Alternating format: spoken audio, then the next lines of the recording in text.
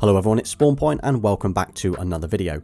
So I've had my Tesla Model 3 for nearly a year, and during that time I've slowly been adding new accessories to it. Some of these I get regular questions about on my videos, such as the spoiler and the number plates, but today I'm going to show you every non-standard accessory that I've added, along with how much it cost, how easy it was to install and where I got it from. Now most of these accessories look OEM, which is kind of the look that I prefer, but hopefully there are some ideas here for you. Also, most of these will work on the Model Y and even the latest Model 3 refresh. And I've also linked to every single item in the description. So first up, the screen protector that I'm using. So when I picked up the car back in 2019, I just ordered a cheap one from Amazon. Nothing special, it does the job, but recently I fancied changing it for an anti-glare one. So I opted for the matte finish from Spigen, and this thing is something else. I'll be honest, I've never used any of their products before, so I know they primarily make mobile phone cases and mobile phone screen protectors, but the thought and the design that's gone into this protector is incredible. It's basically foolproof. So the first thing you need to do is turn the screen off in the settings under display. Then you need to give it a good wipe. You obviously need to clean away any fingerprints and remove any dust that you can find. Then you get this large plastic shell that's got the screen protector built in. So you need to unpeel the back and place it over the top of the screen. Then you just need to run your finger a couple of times up and down on this orange strip here, and then you need to wait for 30 seconds for it to set.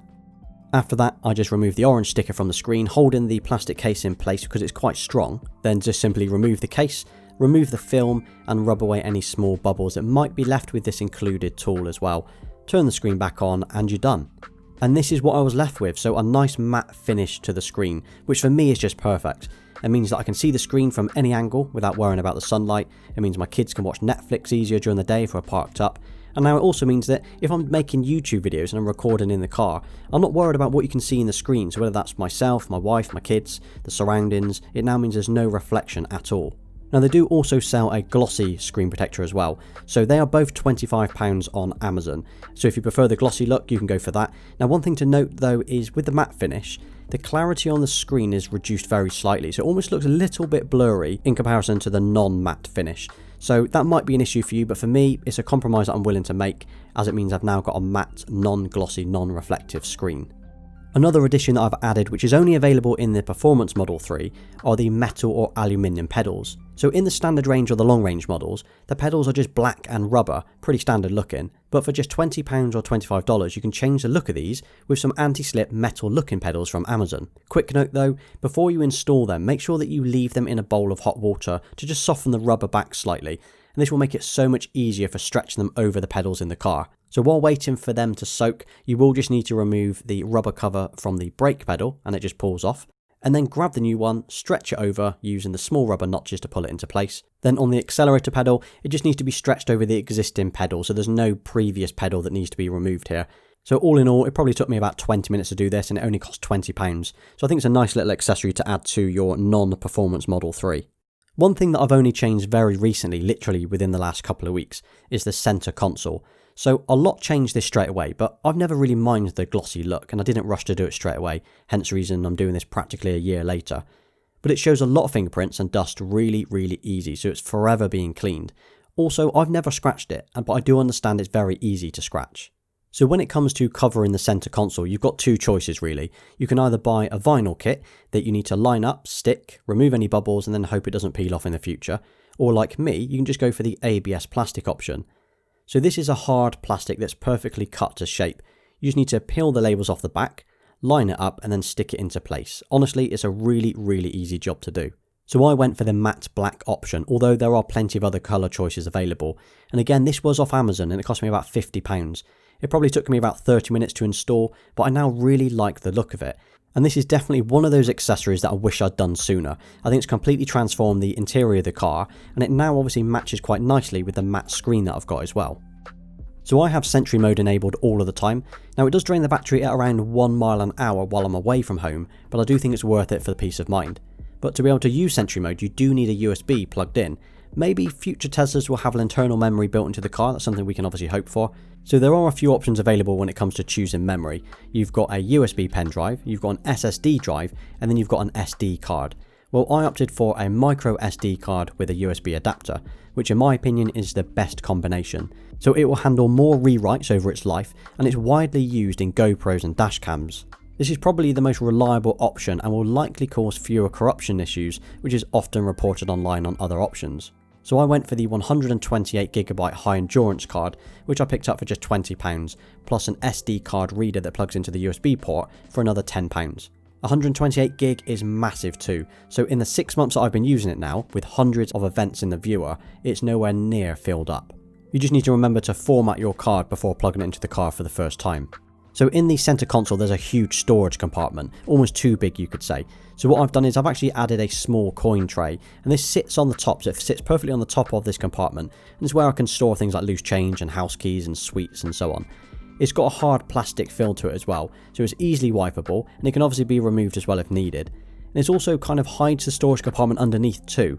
Now these are only about £10 off Amazon, although not entirely sure if they will fit the updated Model 3 this month, probably not.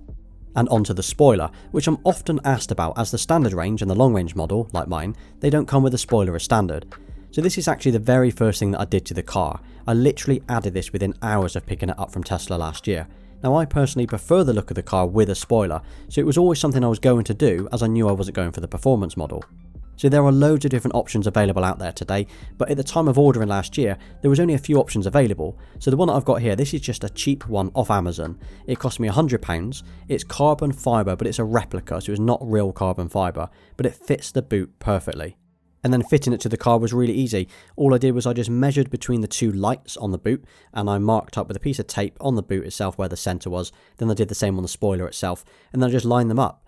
Removed the sticky labels that were on the back of the spoiler, stuck it on the car, and within 20 minutes or so it was dry and it was good to go. So it's obviously now been on the car for nearly a year. I've had no issues with it, so it's never lifted, it's never come off, washing the car and so on, so I've had no issues with this spoiler at all. Now there are various other options out there today.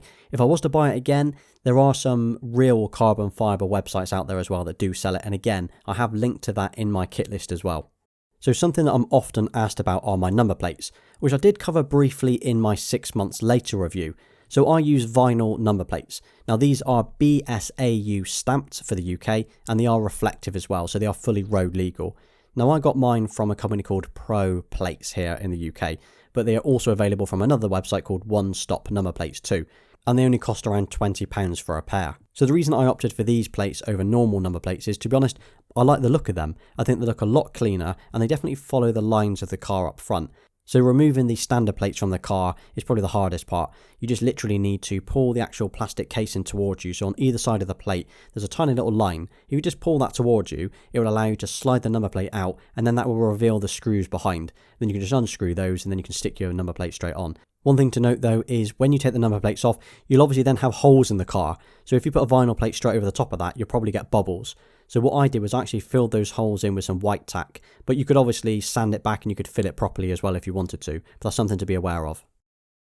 So I opted for the 18-inch Aero wheels, but if like me the first thing you do when you get the car is remove those Aero caps, you'll then want an Aero cap wheel kit. Now you can buy these from Tesla, and they are actually only about £45, and what they do is they cover the centre cap and they cover the nuts as well. But I actually went for the cheap kit off Amazon, to be honest, so it only cost me £15. The reason for that is at the time Tesla did not have these available, so I couldn't even buy them from them. But if I was to do it again today, I would definitely go for the official ones, because they are actually colour coded to the wheels, so the centre cap itself is grey as opposed to being black like mine. So if you do remove your Aero caps from the car like I have, the first thing you want to do is to make sure that you store them somewhere safe so you don't break them or scratch them in the future. So what I did was I actually hung them on my garage wall. So if you've seen any of my other videos, such as my car cleaning one for example, you will have seen that they are above my car cleaning products just hung on the wall. Now what I've done recently though is I've actually bought a bag instead. So it's a bag off Amazon for about £40, and it stores all 4 caps in perfectly. So it's made to fit them, it's got a zip, it's got a handle to store it in, and now it sits in my garage loft away from everything, and I know full well that it's going to be dust free, it's never going to get knocked, and it's quite safe in this compartment as well. Now this accessory won't be for everyone, I'll be honest, but if you fancy recording some of your driving experiences or a road trip, or even your own YouTube content, this one will definitely be useful for you. So I use a tripod sucker mount and I attach it to my glass roof. Then what I do is I hang my mobile phone off it, or my GoPro from time to time, and it means I can record all of my in-car shots while I'm driving. So it's incredibly sturdy, it doesn't wobble, and it's really easy to take on and off when I need it. Now I've actually got 2 of these, so I've got one that goes on the inside of the car and that's got one suction cup, and I've got one that goes on the outside of the car, and I sometimes use that with my GoPro, and that's got 3 suction cups. Now they are both made by Fantasil, and they're really well made and they're really cheap because they're only about £15. Now the one that I use on the inside of the car, this folds up quite nicely and I keep it in the centre console for when I need it. So if you wanted to change your tyres, your wheels or your brakes, you'll obviously want to jack the car up. Well, unlike other cars, the Tesla Model 3, it doesn't have a normal jacking point under the car as you'd expect. So if you were to take a traditional jack, for example, you wouldn't be able to do so because there's nowhere to do it, and you're obviously then at risk of damaging the car or the battery. And that's where these jack pads come in.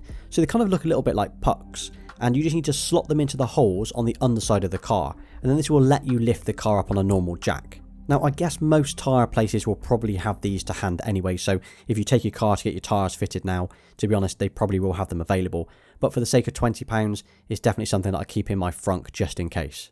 Next up, a car cover. So this is something I've always had and I've always used over the years. It's perfect for the winter for keeping the snow and the ice off the car, and it's also great in the summer for keeping it clean when not in use. So for me, I actually use this after I've washed the car. So if I know that I'm going to wash the car, say on a Saturday night, and the next day I'm going to be using it to create some video content, the last thing I want to do is go out to it the next morning and it to be covered in cat paw prints or watermarks or even worse. I'll be honest, the one that I'm using is just a cheap generic one, but there are some really nice ones that are online that are fitted to the Tesla Model 3, or you can actually buy one directly from Tesla. So if you have children, you'll probably want to protect the rear seats, either from your children or from their car seats. So I'm using these thick rubber seat protectors, and these cover the entire base of the seat, and they just slot into the back of the chair as well, so it's not going to move around if you ever take it out. Now what's great about these protectors is they are so thick that when you remove them, there's no sign that you had a car seat in there at all. So unlike thinner ones or fabric ones, or if you use a towel for example, it's going to mark your leather seats. So these are definitely worth having for about £25 for a pair. So this is a Type 2 cable, and this comes free with the Tesla Model 3, or at least it did when I picked mine up last year. Now the thing is you'll need one of these if you ever go to a public charger that's untethered. So for example SpawnPoiint, or if you go to your local Tesco's or a Rolex charger and so on. So it's always worth having one. Now if for any reason your car doesn't come with one of these, for about £150 you can get a 5-meter cable off Amazon, so it's definitely worth checking. But again, yours should come with this when you pick it up from Tesla.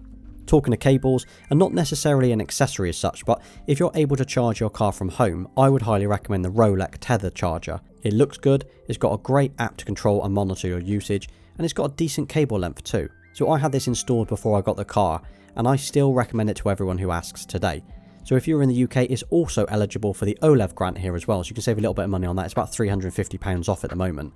It's also available in about 30 different colour combinations. So for reference, the one that I've got here, this is in light grey with the dark grey inserts. So depending on the model that you go for, not all Model 3s actually come with floor mats. Now mine did, so I didn't need to buy any, but it might be worth picking up a spare set or even an all-weather set if you're concerned about protecting the carpet underneath. But I have also linked to a couple of different floor mats that I found online, including the rubber set and a fabric set as well. So I've always got a couple of microfiber cloths in the car, and I use these for keeping the screen and the centre console clean. And to be honest, they're so inexpensive, it's worth keeping one tucked away in the centre console and a few tucked away in the boot as well. They cost about £10 for a pack of 10. As for other car cleaning accessories, I've actually got an entire video on this subject alone. So I've got a video that details the buckets that I use, the wash mitts, the polish, the tyre dressings and so on. So if you want a full breakdown of every single item that I use and how I clean my car, you can view that video next. But essentially, I use a combination of Maguire's, Zano and G-Technic products. So all of the accessories that I've shown you today are obviously for my Tesla Model 3, but they also apply to the Model Y, and most of them will apply to the Model 3 refresh that we've recently had. But if you're in the UK, don't forget that if you've not yet switched to Octopus, you can use my link in the description and we will both get £50 credit. If this is the first video that you've seen from me, firstly hello and welcome, but also I have an entire playlist on my Tesla videos if you want to check those out next. So you've just made it to the end of this video, thank you. Once again, thank you for spending your time watching my content, I always appreciate it. So if you drop a Model 3 in the comments, I'll know that you've made it to the end and I'll give you a thumbs up for that as well. Also, if you've got any questions or suggestions for a new video, drop those in the comments too.